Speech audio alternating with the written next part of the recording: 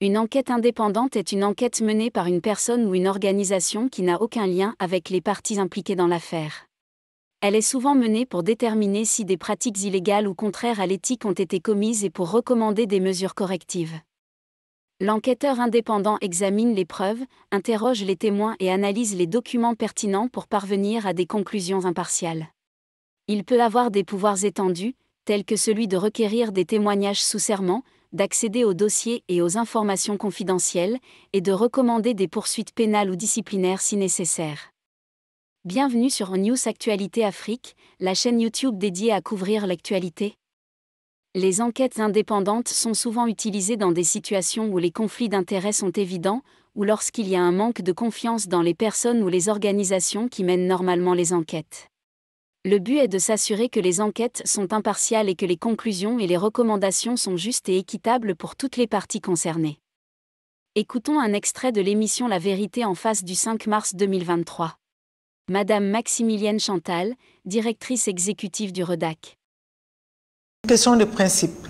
Quand on dit qu'on est dans un état de droit et qu'il y a un meurtre comme on l'a vécu, ce maître odieux demande qu'il y ait une enquête indépendante pour que tout le monde soit fixé, pour que ça ne devienne pas des supputations, pour qu'on ne nous manipule pas, comme on voit que chacun veut nous manipuler selon son bord. Avant de revenir sur cette procédure-là, vous avez dit quelque chose d'assez pertinent tout à l'heure. Vous avez rappelé que vous avez dit au siège du REDAC ce 23 que les assassins et les commanditaires dans l'affaire Martinez-Zogo sont connus. Oui. Massimien Gomé, dites-nous la vérité en face. Oui. Qui sont ces assassins et ces commanditaires? Quand on le dit, c'est parce que on se met dans la peau d'un journaliste qui fait les dénonciations depuis plus. Nous ne voulons pas seulement prendre la dénonciation d'une semaine.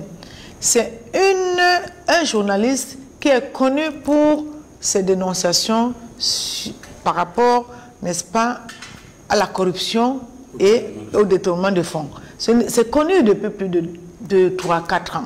Quand vous êtes à Yaoundé, quand vous êtes dans un taxi, tout le monde avait envie d'écouter Martinez.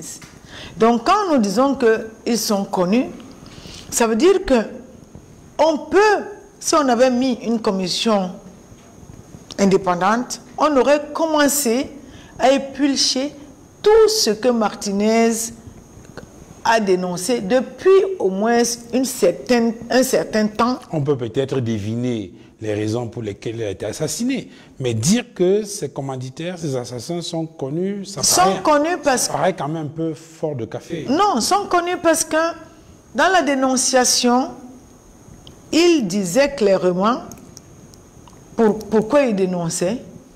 Et quand on est dans un état, et vous le savez très bien, depuis plus de 3 ans, nous sommes en plein sur le Covid-Gate, sur la CAN-Gate, sur les lignes 94, 95 et maintenant même peut-être les paragraphes et autres, je n'en sais rien, même les virgules vont arriver.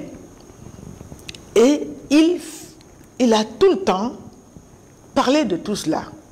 Quand on dit que c'est connu, c'est que tout ce monde-là, toute cette chaîne-là, doit être auditionné. Et si on avait permis qu'il y ait une enquête indépendante, comme on a fait pour Ngarbour et autres, peut-être qu'on aurait su exactement qui a fait quoi où.